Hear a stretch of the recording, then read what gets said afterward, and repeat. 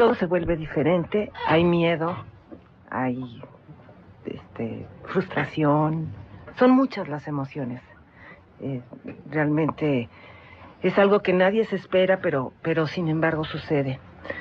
Pero realmente, ¿qué es esta enfermedad? Porque normalmente lo que sabemos es pues que a la gente se le empiezan a olvidar las cosas, que de repente va perdiendo la memoria, y poco se sabe de lo que viene después y de todo lo que implica.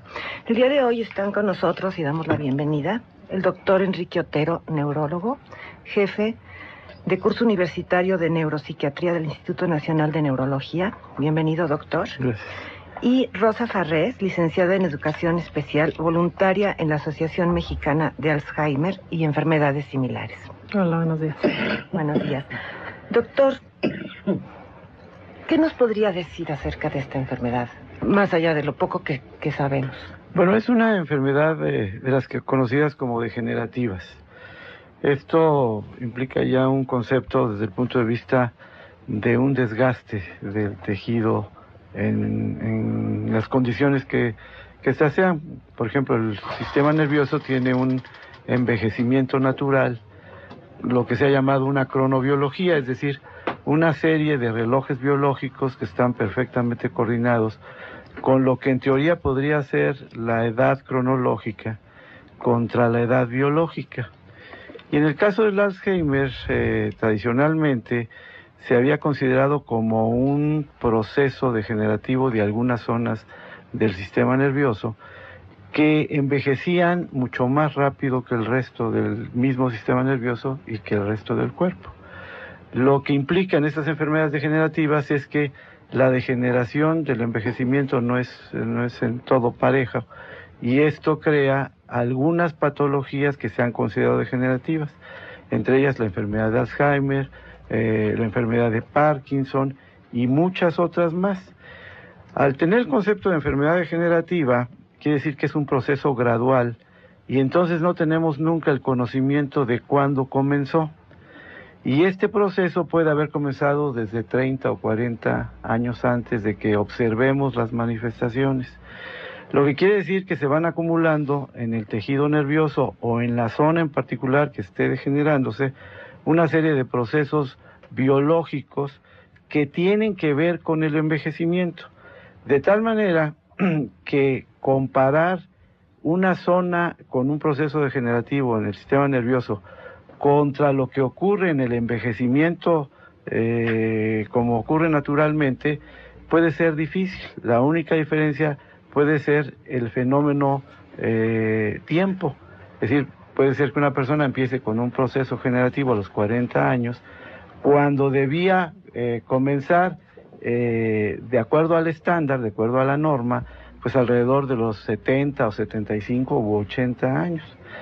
De la misma manera que podemos observar cerebros relativamente jóvenes en personas de edad. Ya esto lleva un concepto interesante en la enfermedad de Alzheimer. El otro aspecto es que prácticamente todas las alteraciones que se observan a nivel microscópico son exactamente iguales a las del envejecimiento. Y esto sucede más en algunas zonas cerebrales. En unas zonas cerebrales que se ha llamado el lóbulo temporal, y del lóbulo temporal en una zona que se llama el hipocampo. Y el hipocampo es la zona de la memoria en términos absolutos y generales.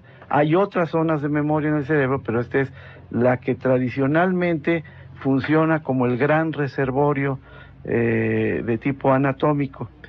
Y otra zona que es un pequeño núcleo que está en el centro del cerebro, que se llama el núcleo basalis de Meynert, que tiene o que da todas las conexiones colinérgicas, le llamamos a esto, porque son conexiones de un neurotransmisor a todo el resto del cerebro. Y esta producción de neurotransmisores de tipo colinérgico son los mecanismos intrínsecos de la memoria. Si están alterados los mecanismos intrínsecos de la memoria y las zonas de la memoria, lo que domina el cuadro del Alzheimer es una pérdida de una función muy importante, que es la memoria. No es la única enfermedad que cursa con esto, pero además empieza a afectar otras zonas de la corteza cerebral que, como sabemos, está dividida en capas, y algunas capas del cerebro son más susceptibles. Y esto nos ha llevado a un conocimiento muy interesante en que no toda la corteza cerebral es del mismo tipo. Hay zonas de la corteza cerebral que le llamamos neocórtex, o sea, corteza en el estado evolutivo más nuevo, que tienen 6 capas, y cortezas más antiguas que tienen menos capas de neuronas. Y estas cortezas más antiguas son las más susceptibles, desde el punto de vista de la enfermedad de Alzheimer, a sufrir procesos degenerativos en unas células muy particulares que por su forma les hemos llamado piramidales. Esto es muy interesante porque, en primer lugar, tiene características de una topografía específica en el cerebro. En segundo lugar, que tiene características de una serie de células que son más vulnerables o más susceptibles. Y en tercer lugar, que hay un fenómeno cronobiológico que por eso hemos llamado generativo, en donde sabemos que se van acumulando destrucciones, lesiones, alteraciones, defectos funcionales, alteraciones incluso anatómicas perfectamente descritas desde 1904 por Alois Alzheimer, y que no han cambiado en su concepto desde el punto de vista anatómico, pero que han ido evolucionando desde el punto de vista de su concepto químico. Aquí hay algo, doctor Otero, después de darle las gracias por acompañarnos. Gracias a usted. Para nosotros es verdaderamente un privilegio contar con usted y el público de la República Mexicana que nos escucha y del sur de los Estados Unidos. En la medida que ustedes nos vaya expresando esto, se va a ir percatando por qué nos sentimos honrados y tenemos el privilegio de escucharlo. Y yo quisiera pedirle de favor que hiciéramos una pequeña aclaración, una ratificación sobre el problema de la memoria en aquellas personas en la edad adulta, los adultos mayores que empiezan a tener trastornos en la memoria y que de inmediato, quizá por la frecuencia, por la incidencia, por la morbilidad que está adquiriendo este trastorno en la actualidad, ante cualquier presencia de alguna alteración de memoria piensan de inmediato en el Alzheimer. Mi madre, que padece una demencia aterosclerótica, tiene una insuficiencia arterial cerebral, hace algún tiempo, siendo una persona con una memoria privilegiada, empezaba a decir, es que ya estoy empezando a salir con el alemán, ya ando con el alemán, refiriéndose al Alzheimer. Y en un plano coloquial, en muchas ocasiones, cuando a cualquiera de nosotros se nos olvidan las cosas, quizá por efecto del estrés o de la falta de atención que le ponemos a algunos temas, también decimos lo mismo.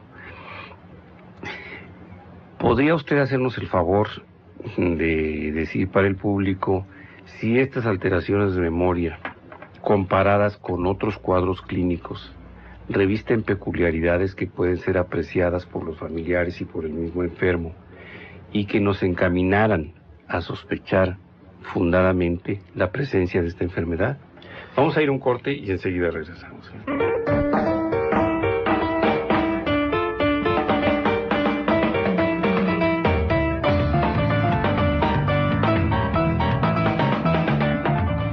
Continuamos con ustedes, está con nosotros, lo hemos dicho desde el principio, para las personas que nos están empezando a escuchar, el doctor Enrique Otero Siliceo, sin duda alguna uno de los neurólogos con mayor prestigio en el país, y pues una persona muy querida por nosotros, muy cercana, y a la que debemos, algunos como yo, pues el estar funcionando el día de hoy.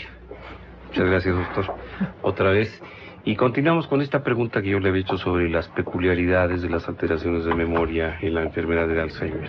Sí, la memoria es una función que, si lo hacemos muy simplistamente, la podemos considerar como dos tipos fisiológicos de memoria. No desde el punto de vista que lo estudia el psicólogo, que habla de una memoria inmediata o de trabajo y una memoria tardía, etcétera, sino desde el punto de vista fisiológico habría dos memorias. La memoria consolidada, que está prácticamente establecida o grabada en proteínas y en cambios estructurales en la neurona, que ahora se han descubierto algunas cosas muy interesantes de que probablemente estos priones de las enfermedades de las vacas locas tengan que ver algo con la memoria y que a lo mejor es la forma en la que funciona la memoria. Y la otra es una memoria de tipo eléctrico que está reverberante entre los circuitos neuronales mientras estamos viviendo el proceso de adquirir la memoria. Ese fenómeno, lo que estamos viviendo, no es consolidado estructuralmente en el día en que lo estamos viviendo, sino hasta en la noche que dormimos. Proceso del sueño, en el sentido de que hay una parte del sueño en donde empezamos a soñar, que es el estado de movimiento rápido de los ojos. En ese momento el cerebro empieza como a desembobinar lo que grabó durante el día, y el marcador probablemente sea de tipo emocional. Y este marcador de tipo emocional, lo que impacta emocionalmente al ser humano, le permite al sistema desechar o guardar estructuralmente lo que vivió en el día. Ese es el proceso prácticamente de memoria. Una vez que decide que eso es lo que tiene que guardar, lo hace estructuralmente, como si dijéramos lo tenemos en una memoria transitoria y luego lo pasamos al disco duro. Prácticamente sería el mecanismo a través del sueño. Por eso las personas que tienen dificultades en el sueño empiezan a tener alteraciones importantes de memoria, porque no están guardando lo suficiente de lo que vivieron en el día. El otro aspecto que es muy importante es que estos mecanismos son muy susceptibles a otros fenómenos fisiológicos como el estrés, y el estrés continuado puede alterar o bloquear los mecanismos de memoria o acrecentarlos, es decir, dependiendo de la cantidad de estrés. Y lo que sucede en un momento dado, después de que uno ha vivido mucho y entra en rutinas, es que para el cerebro ya eso ya no es relevante porque ya lo tiene guardado. Si yo voy a tener que guardar lo que desayuné hoy y desayuno todos los días lo mismo, el cerebro no tiene por qué guardarlo más. Y entonces, el día de las personas de cierta edad ya no es con elementos relevantes y ya no va a guardar mucho. Esto hace un fenómeno clínico que los expertos han llamado como los olvidos frecuentes del viejo. ¿Dónde dejé las llaves? ¿Dónde traigo los lentes? Esa es la pregunta de todos. ¿Dónde dejé la pluma? O el papelito lo dejé en tal lado y no lo pude guardar. Y este elemento hace que ellos digan tener mala memoria. Si nos ponemos a pensar muy seriamente sobre esto, hay dos mecanismos. Uno, el de guardar el evento, y otro, el de traerlo a la conciencia. Y entonces tendríamos que preguntarnos cuál de los dos mecanismos está alterado. Usted que ha manejado mucho a los pacientes, a las personas en alcoholismo, usted sabe que hay un cuadro clínico que se llama la demencia de Korsakoff, en donde se destruye una pequeña porción, muy pequeña porción del cerebro, que son los cuerpos mamilares. Y ellos tienen todas sus funciones nerviosas superiores intactas, excepto la capacidad de guardar lo nuevo. Tienen todo lo anterior perfectamente en su memoria, pero lo nuevo no. Y entonces se pueden divertir con el mismo cómic leído 20 veces en el día. Y si les pregunta a uno qué desayunó y no se acuerdan, pues inventan que esos... las fabulaciones. Las fabulaciones. En el Alzheimer, el mecanismo de guardar y el mecanismo de traer a la conciencia lo guardado puede estar difícil en su función. Y esto hace que el viejo y la persona con Alzheimer en un principio no difieran. Y entonces es muy difícil establecer la raya cuando alguien solo tiene los olvidos frecuentes del viejo y cuando alguien está comenzando un Alzheimer. Ahora, todos vamos a tener Alzheimer si vivimos lo suficiente. Y lo suficiente para uno será 200 años y para otros serán 40. Pero esto es por fenómenos biológicos establecidos genéticamente a través de por lo menos 4 genes perfectamente ya establecidos, con moléculas productos de estos genes muy bien previstas en su funcionamiento.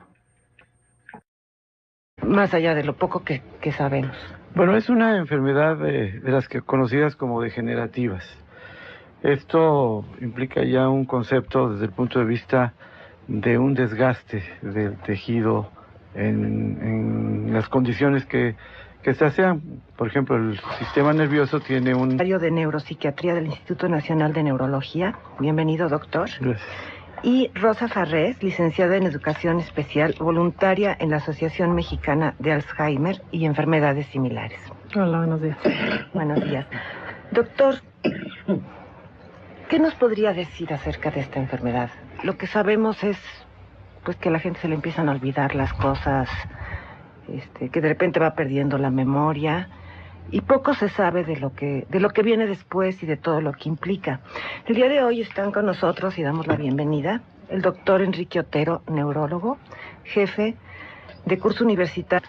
Envejecimiento natural, lo que se ha llamado una cronobiología, es decir, una serie de relojes biológicos que están perfectamente coordinados con lo que en teoría podría ser la edad cronológica contra la edad biológica. Y en el caso del Alzheimer, todo se vuelve diferente, hay miedo, hay frustración, son muchas las emociones. Realmente es algo que nadie se espera, pero sin embargo sucede. Pero realmente, ¿qué es esta enfermedad? Porque normalmente